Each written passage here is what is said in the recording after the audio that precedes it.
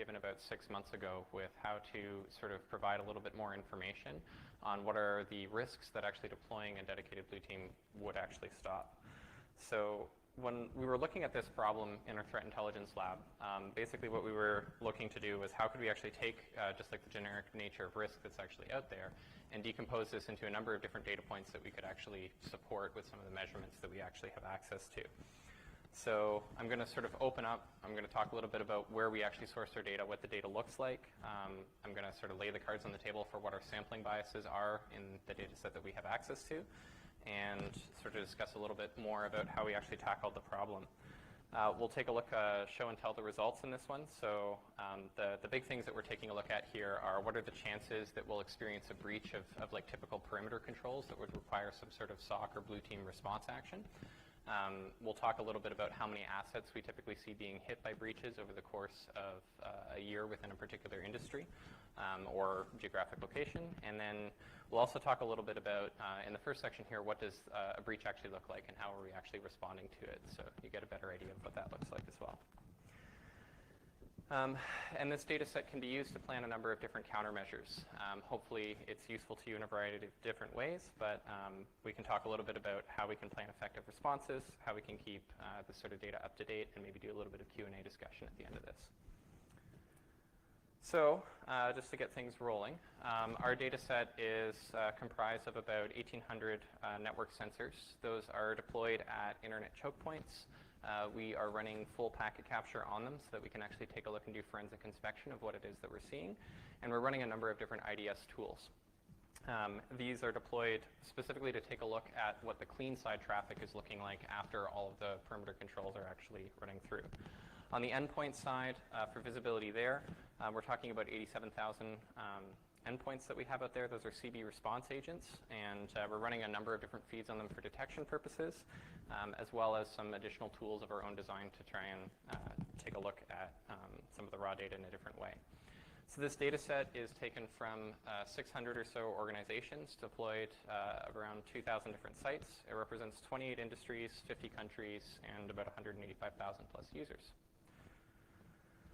Our data set, we mostly are protecting financial industries, so most of the data that you're going to see taken from our data set is finance oriented, but we also have a fairly decent sized pool of other, and that breaks down across a number of different things.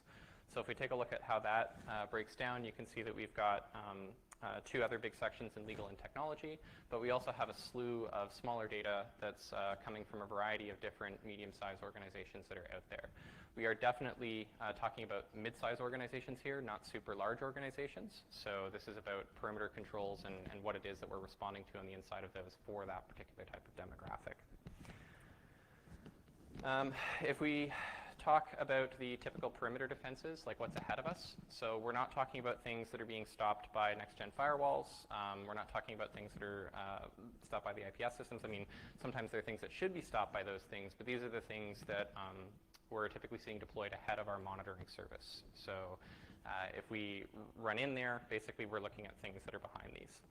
So on the endpoint side, typically most of our clients are also running mature antivirus or next-gen antivirus technology in addition to the CVE response agent. So we're not talking about the things that are picked up and stopped by those things. In terms of what we're actually doing, our side, we're looking at monitoring and hunting. We do periodic hunting exercises that are sort of ad hoc, where we go and we take a look at just like the raw data set and see if we can find anything else that's interesting in it. We do investigations into things that are just being picked up in triage with the internally deployed IDS to see if anything's gotten through more permissive configurations that are set up with next-gen firewalls.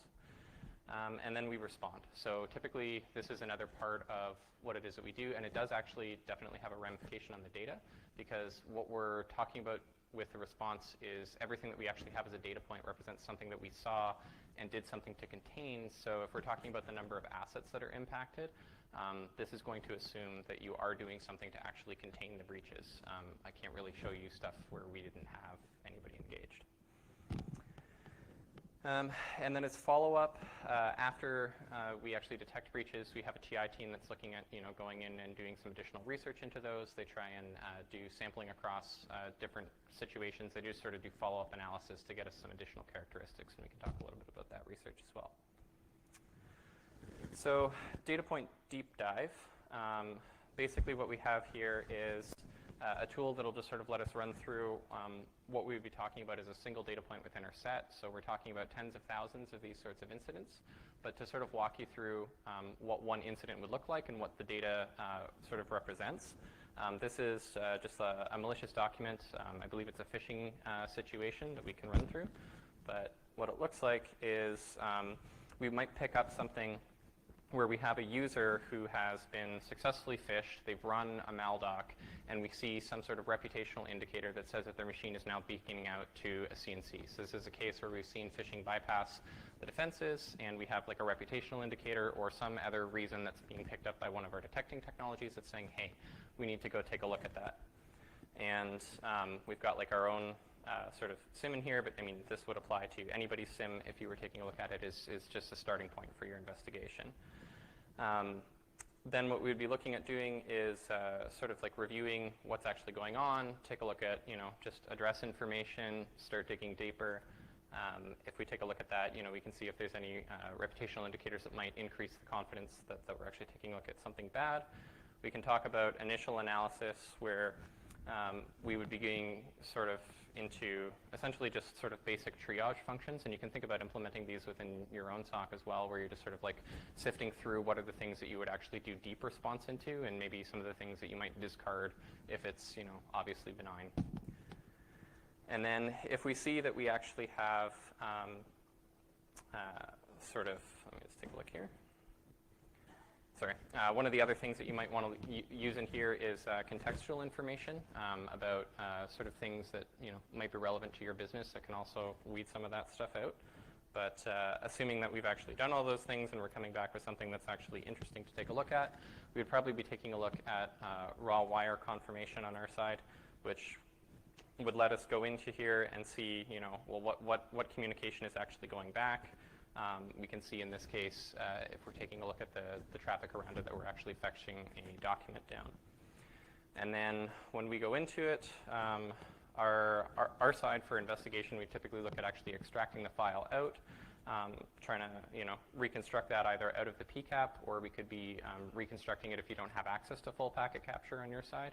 You could also take a look at just taking a look at like summarized data that's coming off of something like bro logs and see if you can reconstruct the domain that it was actually sourcing a maldoc from.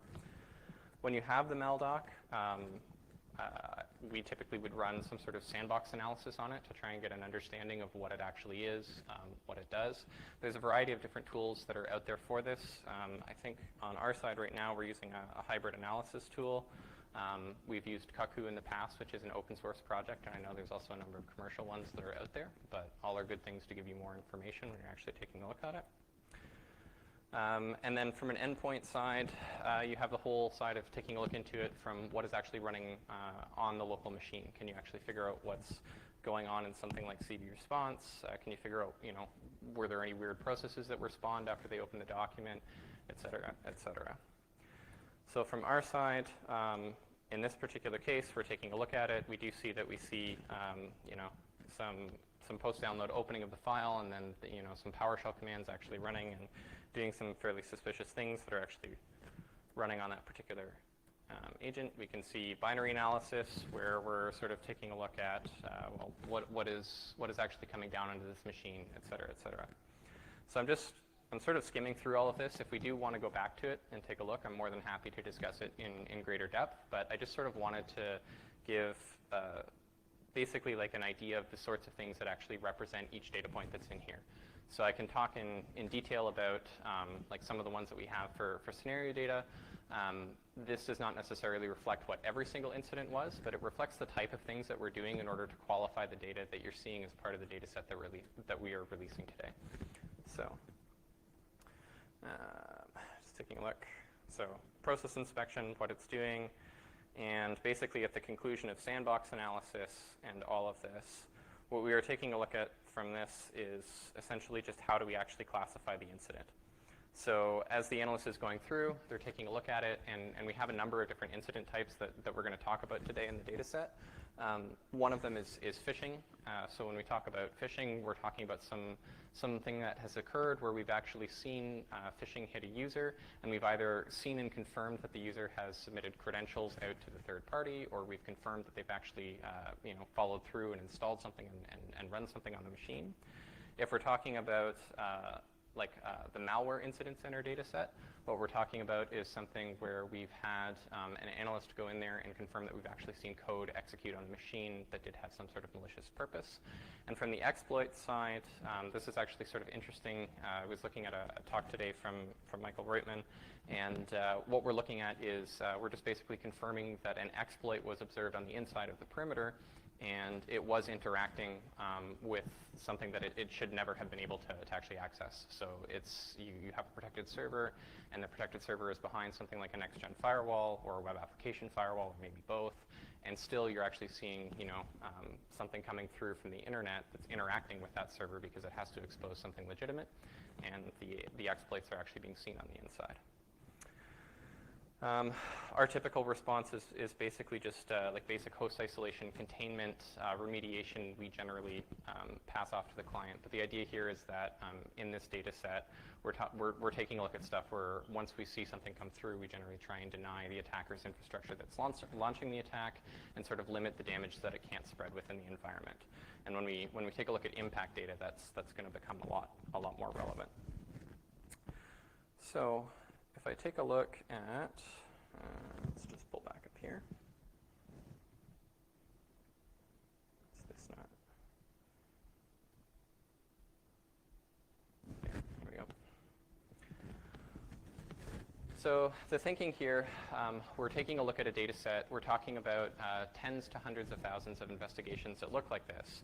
And what we're trying to do is sort of see if we can draw any conclusions about what the probabilities are that we're going to see security incidents at particular locations over particular time periods.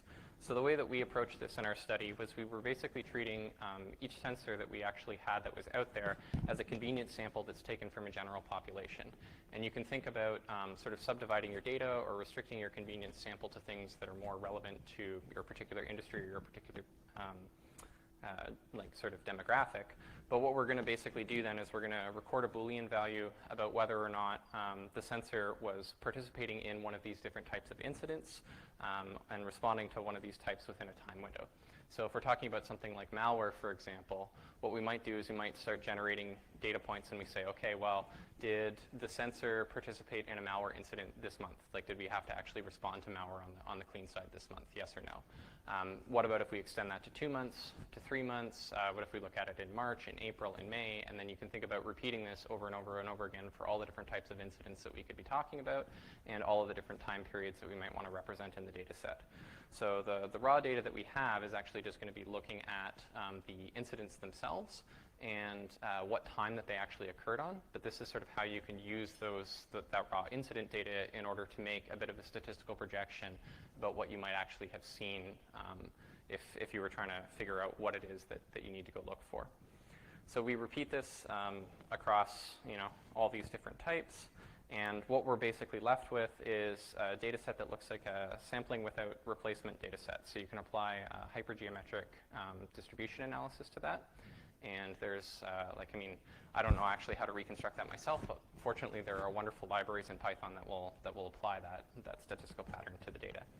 And then what that can do is it can let us take a look and see what the confidence interval would be projecting from data set that we have, which is our observed rate, to a projected best case and worst case scenario for what we can think about the general population having if we're deciding whether or not we actually want to deploy a sensor into a particular area, or if we're deciding, trying to make maybe a budget case to somebody about, maybe I would really like to implement a monitoring program and I'm having difficulty actually justifying the budget, then you can take some of this data and maybe build it into a case like that. So if we think about how do we actually gather the data, assess potential impact from security incidents over a time period, that was a bit of a tougher problem in the risk side. Like if we think about risk, we're talking about impact, we're talking about probability. We've sort of looked a little bit about probability right now. The question is how do we actually address impact?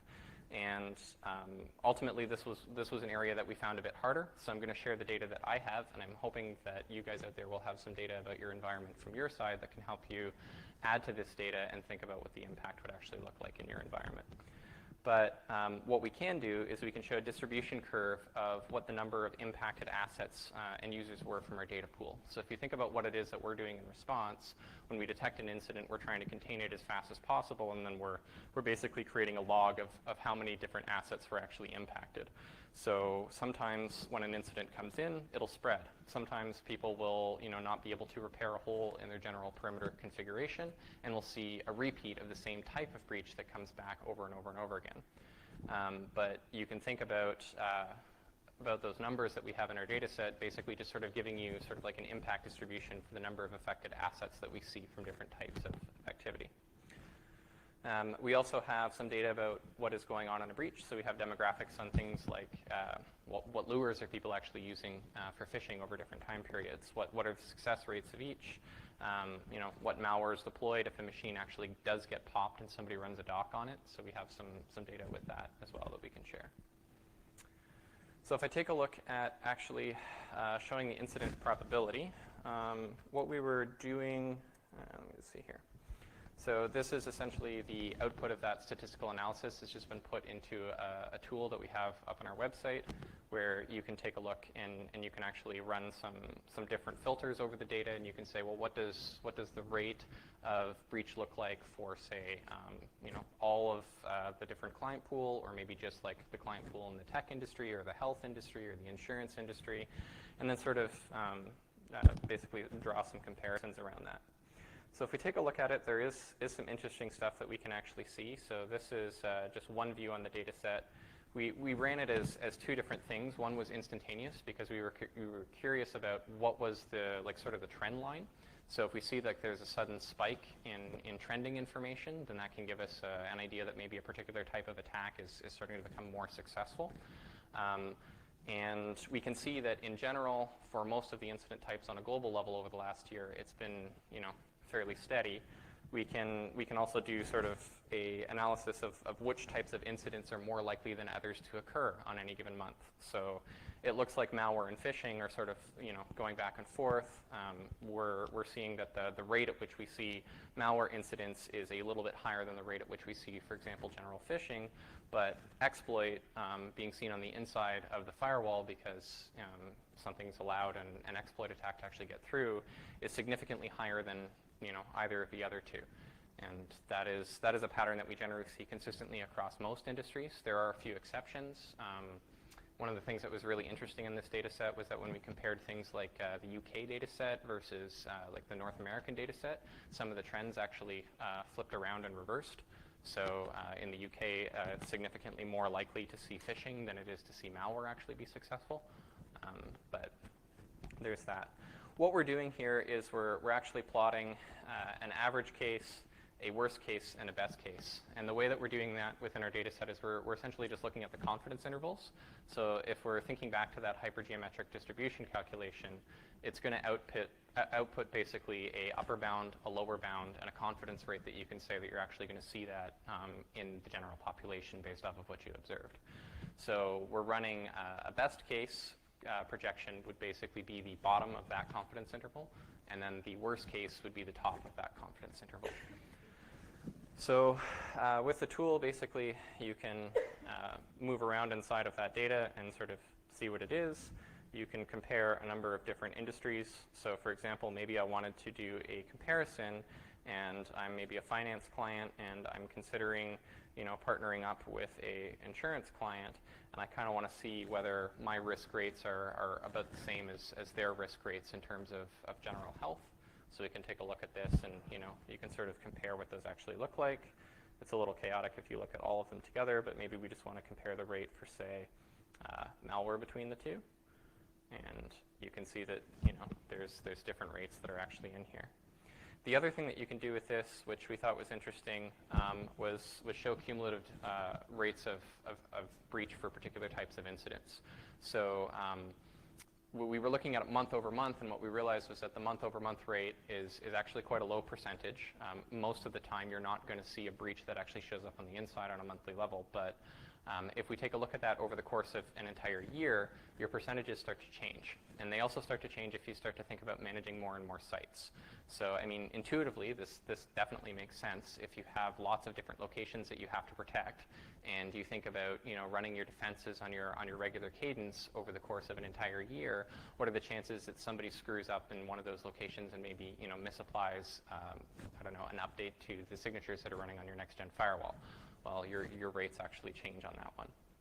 So the variables that you can input into the tool, you can see whether you're talking about a cumulative case, you can see whether you're talking about an instantaneous case if you're looking for trend data, and you can also configure basically, how many different sites that you would like to be talking about inside of the data set.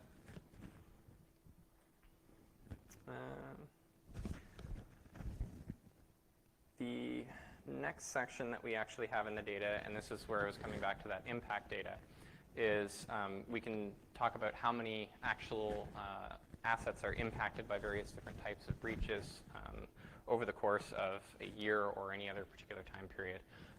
This particular set is looking at yearly impacted assets, but you could just as easily from the same data set do it over a monthly or a quarterly basis or whatever it is that you wanted to actually project out. And we can see that there's definitely different types of distributions that are out there, but what we're basically seeing here is that we have a cluster, and there's sort of a long tail distribution for most things, where your average organization that experiences something where we're seeing, like, say, exploits showing up on the inside of the perimeter is probably talking about 20 or fewer different systems that are actually susceptible to those exploits that are actually getting through. And then you can think about people who are on the tail end of the distribution curve, who are, in this case, looking at like 900 different machines that are actually experiencing something. These are probably people with much poorer configurations at the perimeter, right? So this sort of gives you a band, if you think about how regularly you actually apply your patch schedule, if you think about how regularly you are, updating your perimeter defenses to block out anything that's known bad from actually reaching servers and attempting exploits against them, it can give you an idea of sort of what that distribution looks like. So let's see if I can do this without it. That's a throw again. Incident demographics in this. So I've actually, so we have the tool data. I've also got it pulled up in here, and the reason why I wanted to do this was because we can also think about what sorts of different types of exploits are there. So the data set that we're releasing today is one where you can take a look at what are all the impact distributions for these types of incidents. We also have companion papers for threat intelligence that are talking about what are the specific types of things that we see. Those are done on something where they're I think generally released on a quarterly basis. All of this data is freely available to everybody as a practitioner, so if it's something that you're interested in, it's not something you have to pay for. But we're breaking it down in terms of what we're actually seeing in terms of the campaigns that are actually getting through. And you see that there are some things which are very popular, which are actually still coming through onto the clean side. In this particular instance, when we were running this, this is just looking at some data showing it's we have the Microsoft IAS stuff and the WebLogic stuff that's coming through fairly high volume, and then we have a tail end distribution of a lot of other different types of exploits. In a similar way, we can think about what are the different types of things that people are actually running on the machine when they actually have access to it. And we can see that right now, Emotet has been enormously popular for people to actually choose to actually run on a machine once they actually get access to it. But we do see a lot of other different types of tools being run and again, that sort of long tail distribution where you see little bits of lots of different types of activity that's coming through in there. Phishing. So, I mean, there's lots of different data that you have on phishing. Realistically, this is probably one of the most popular ways to actually breach in because you can successfully get a user to do something stupid just about all the time. And it's an attack that never really gets old. But one of the things that we were looking at here is maybe we can talk about some data about when you can think that you would have more likely for people to actually convert over and engage with phishing, and what are different ways that we can actually take a look at it. So we can see that there are some days of the week where there's actually significantly less chance that people will actually engage with a phishing campaign, and other days of the week where there's almost twice as high a percentage of them engaging with the phishing campaign. So this looks at basically just link clicked and credentials actually submitted out of the phishing data. We can also think about like what lures we actually see are being more effective. So, what we see the most of in terms of lures, and then what we see are most successful in terms of people actually clicking and engaging with them. So again, if this data is something that is of interest to you, there is a whole bunch of additional stuff that we actually have within there. So ways to use this, runbooks, next steps, that kind of stuff. So really when we were putting this together, there's a couple of different people that we were sort of thinking about. Well, one, if you are already well represented by one of the convenience samples that we've calculated for you, please feel free to use the work that we've actually produced inside of here. But otherwise, we have the raw data set, and say you are, maybe a mix of like industry and financial. So you just want to see like a mix of those two different data sets blended together. I'm hoping that you can take the raw data that we're putting out there, you can blend those together into a convenience sample that sort of represents what it is that you want to represent with it, and sort of repeat the methodology that we've discussed here today in order to give you some better predictions that you can use for your own threat intelligence purposes, or again, if you're trying to justify in terms of like a management decision, like what your blue team needs in order to actually do something. And then the impact data, obviously you're going to have to do a self-assessment of how flat your environment is and how quickly you actually respond to one of these things when you see something get popped inside of your environment. If you respond relatively quickly and you contain it fairly effectively, or you have like lots of great network segmentation, then you're probably going to see something where you have a fairly similar impact distribution on the left-hand side of the curve. If you're somebody who is in the unfortunate position of having to do security for a completely flat network environment with no permissioning and no least privileges, none of that great stuff, then you're probably going to see something towards the extreme tail end where a lot of assets are getting impacted. But it's a good way to actually show what that range can actually look like. So at this point, if anybody is interested in the actual data set and contact, that's the link up there. And then the QR code is just a repeat of the link if you are interested in pulling it down. But with that up there, we have a fairly small audience today. Does anyone have any questions with anything that I could go into or explore?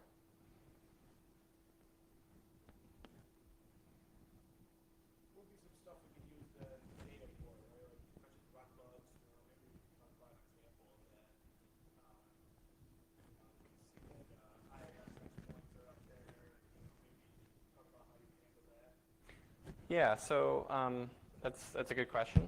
So if we're thinking about this, the idea is to try and give you an idea of sort of what are the probabilities that you'll run into different things so that you can kind of prioritize what your blue team activity should be. If we're thinking about a run book, one of the things that we can do is we can basically detail out what are the general investigative steps that you'd have to take along the way at different stages in order to actually respond to one of these actually being detected.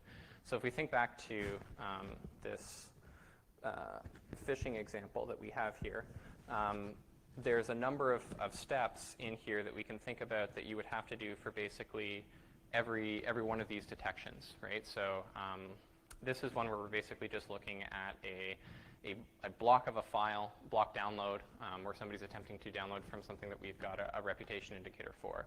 But if you think about each of the steps that are on here, these are very highly automatable things that you can actually take a look at doing repeatedly within your organization. So a lot of people are starting to look at SOAR platforms in order to start to automate these tasks and increase the fidelity of the signal that the analysts are actually having to take a look at when they go in to do it, so they don't have to do so many of these things by hand. But we can think about collecting data about what is it that this particular incident is actually having. So pull down data about the IPs, pull down data about the files. All of the steps in this are things that we can think about doing in an automatable sort of way. So you could do a run book where, for example, you were to take the indicator, you were to look at it, you were to maybe extract a PCAP around it, you would maybe automatically submit the files within for analysis inside of your sandbox application. And then maybe the analyst at the other end, instead of having to repeat all of these steps, is just looking at a report where they can see everything that's on, and maybe they can just move into a judgment sort of situation.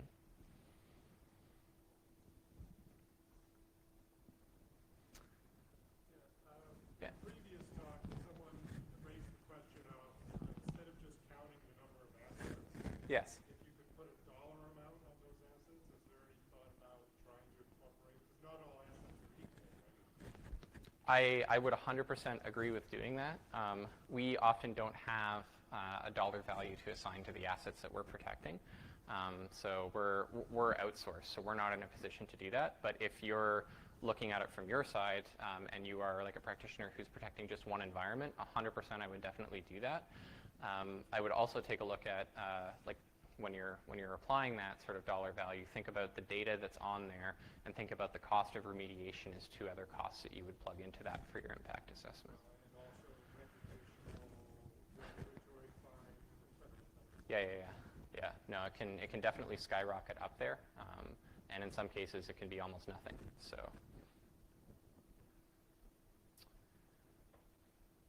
Any others?